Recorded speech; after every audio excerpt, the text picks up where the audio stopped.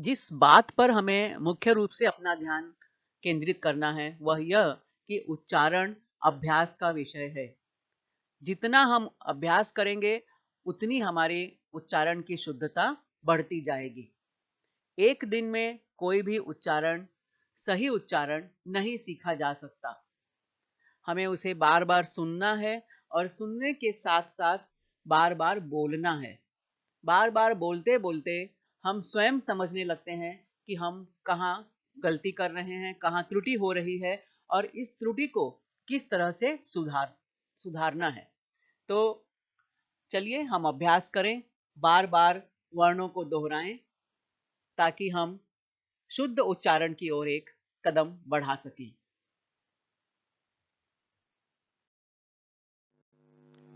ङ हिंदी वर्णमाला के कवर्ग का अंतिम वर्ण है।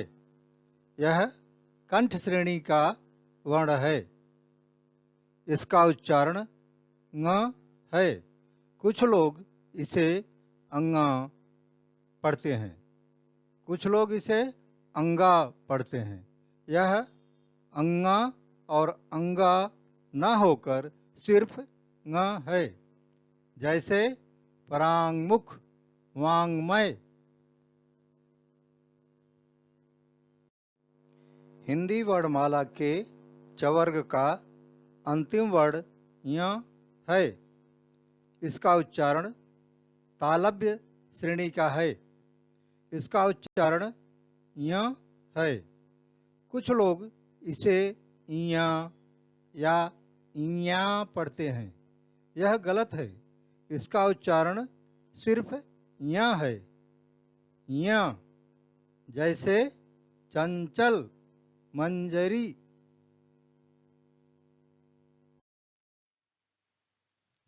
छ और क्ष दो वर्णों के उच्चारण की तरफ हमें ध्यान देना है। छ वर्ण का उच्चारण बहुत ही सरल है, बहुत ही आसान है, इसमें कोई समस्या नहीं है। छत्र, छतरी, छम छम। थोड़ी सी अड़चन जहां हमें आती है वह है क्ष, क्षितिज, क्षमा, कक्षा। होता क्या है अक्सर कि हम क्ष वर्ण का उच्चारण भी छ के समान कर देते हैं। बहुत ही आसान एक शब्द है क्षत्रिय, और आपने सुना होगा इसका सर्वसामान्य उच्चारण क्षत्रिय लोग कर देते हैं, क्षत्रिय, बट वो शब्द क्षत्रिय नहीं है, क्षत्रिय। थोड़ा सा उच्चारण भेद, जैसा मैंने पहले कहा, उच्चारण अभ्यास का विषय है। अब अभ्यास करते करते हम जरूर शुद्ध, मानक, सही उच्चारण की तरफ पहुंच सकते हैं। ढ, ढ़ और ड़, ये जो तीन हैं ये बहुत ही महत्वपूर्ण हैं। ये ट वर्ग के वर्ण हैं। इसमें ढ तो जो है ये ट वर्ग का सामान्य वर्ण है। ढक्कन, ढुलाई, ढाल, इसमें कोई समस्या नहीं। अब थोड़ा सा आगे बढ़ते हैं। ढ़, इस वर्ण से हिंदी में कोई शब्द नहीं बनता, सबसे महत्वपूर्ण बात। और यह वर्ण हमेशा दूसरे स्थान पर आता है या शब्द के अंत में आता है। पढ़ाई, बढ़, चढ़ना, पढ़ना। थोड़ा सा उच्चारण पे भी ध्यान देना है। ढ, ढ़, ढ़, ढ़, पढ़ाई, बढ़, चढ़ना, पढ़ना। अगला वर्ण है ड़। ये भी ट वर्ग का विशेष वर्ण है और सबसे महत्वपूर्ण बात कि इससे भी हिंदी भाषा में कोई शब्द नहीं बनता। यह वर्ण दूसरे स्थान पर, तीसरे स्थान पर या अंत में आता है। कई बार हमें चौथे स्थान पर भी मिलता है। जैसे अब हम देखते हैं कुछ वर्ण, सड़क हमने देखा है। पेड़, दो वर्णों का शब्द, अंतिम स्थान पर है। लड़ाई, ये दूसरे स्थान पर या मध्य स्थान पर। पकड़, अंतिम स्थान पर है। रबड़, अंतिम स्थान पर है। गड़बड़, गड़बड़ मत करो, ड़ यहाँ पे चौथे स्थान पर हमें दिखाई दे रहा है, दूसरे स्थान पर भी दिख रहा है। तो ढ, ढ़, ड़। बोलचाल के समय क्या होता है, अक्सर सरलता से समझने के लिए कई बार इसे नुक्ते वाला वर्ण कहा जाता है। अहिंदी भाषी विद्यार्थी या शिक्षक इसे आसानी के लिए नुक्ते वाला वर्ण कहते हैं, परंतु यहाँ ध्यान दीजिए कि हिंदी भाषा में नुक्ता नहीं होता। यह दोनों वर्ण ढ़ और ड़ यह हिंदी में ट वर्ग के विशेष वर्ण हैं। इनके उच्चारण में थोड़ा सा भेद है। अक्सर पढ़ते समय और लिखते समय थोड़ी गलतियां इसमें हो जाती हैं, अतः इस पर ध्यान देना आवश्यक है। बार बार अभ्यास और हमारी कुशलता। न और ण। न तो बड़ा आसान है, न वर्ण का उच्चारण कोई मुश्किल नहीं। नल, नाम। ण, बाण। ये जो ण है ये ट वर्ग का अंतिम वर्ण है, पंचमाक्षर है ट वर्ग का। बाण, कण, क्षण। उच्चारण में थोड़ी सी गड़बड़ी कहाँ होती है कि कई बार ण का उच्चारण भी न की तरह हो जाता है। खास करके अहिंदी भाषी जब हम इसका उच्चारण करने का प्रयास करते हैं तब गणित हम लिखते हैं और बोलते समय कई बार ये गणित हो जाता है। ये थोड़ी सी अभ्यास की बात है।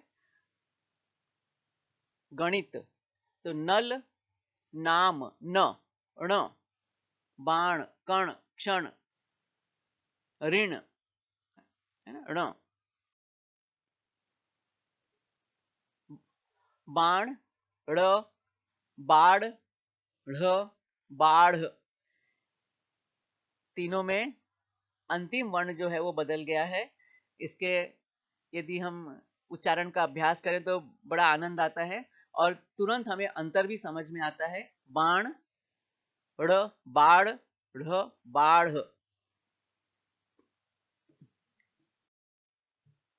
अब हम देखेंगे स, श और श।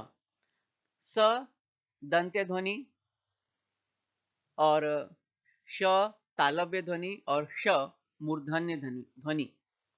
सबसे पहले दंत्य ध्वनि से उच्चारित होने वाले हम कुछ शब्दों को देखते हैं। स दंत्य ध्वनि, इससे शुरू होने वाला शब्द सड़क, सुंदर, सहज, सेमल। और सचमुच स का उच्चारण सहज है, सरल है, आसान है। थोड़ा सा अब हम चलते हैं श पे ध्यान देते हैं। तालव्य श, शहर, देश, शंकर, शक्कर। श यहाँ पे हमें ज्यादा ध्यान देना होता है। मूर्धन्य ध्वनि, मूर्धा स्थान से इसका उच्चारण होता है। जब हम बोलते हैं तो आप ध्यान देंगे यदि तो हम मुंह के अंदर हमारी जब जीभ ऊपर की स्थान को टच होती है जिसे हम तालु कहते हैं, तो कुछ वर्णों का उच्चारण तालु स्थान से होता है, उसमें श है, तो ऐसे वर्णों को तालव्य श कहते हैं। श जब जीभ को हम थोड़ा सा और पीछे की ओर ट्विस्ट करते हैं, थोड़ा सा और टर्न देते हैं, तो वह स्थान जो होता है वो मूर्धा स्थान होता है और मूर्धा स्थान से उच्चारित होने वाले वर्णों को मूर्धन्य ध्वनि वाले वर्ण कहा जाता है। तो श, श, श। अब देखते हैं इस मूर्धन्य ध्वनि वाले श वर्ण से उच्चारित कुछ शब्द। वर्षा, भाषा, षटकोण, षड्यंत्र। अब इसका उच्चारण सामान्यतया कैसे होता है? वर्षा, भाषा, षटकोण, षड्यंत्र। यहां पर हमने भले लिखा है मूर्धन्य श, लेकिन उच्चारण करते समय हम तालव्य की तरह ही इसका उच्चारण कर रहे हैं। ये बहुत ही सर्व सामान्य गलती है और ये न केवल अहिंदी भाषी बल्कि हिंदी भाषी लोग भी बोलते समय, उच्चारित करते समय इसमें अक्सर गलतियां कर जाते हैं। वर्षा, मूर्धन्य श, वर्षा। भाषा, हिंदी मेरी भाषा है। और बोलते कैसे हैं साधारण रूप में? हिंदी मेरी भाषा है। लिखा है श और उच्चारित हो रहा है तालव्य की तरह। तो इस पे ध्यान देना बहुत ज़रूरी है। यदि हम इस पर ध्यान दे देंगे तो ये बिल्कुल, बिल्कुल आसान है, कोई इसमें मुश्किल नहीं है।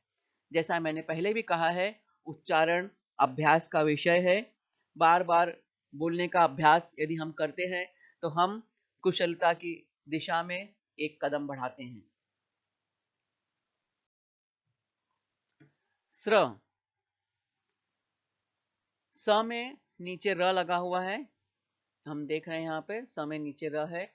स्र ये वर्णमाला का कोई मूल वर्ण नहीं है। स जो है ये मूल वर्ण है। इसमें यहाँ नीचे र लगा है, तो ये स्र से बनने वाले कुछ शब्द हम देखेंगे। स्रोत, स्रष्टा, यहाँ दंत्य स, मूर्धन्य श, स्रष्टा। सहस्त्र, ये भी दंत्य स, यहाँ भी दंत्य स।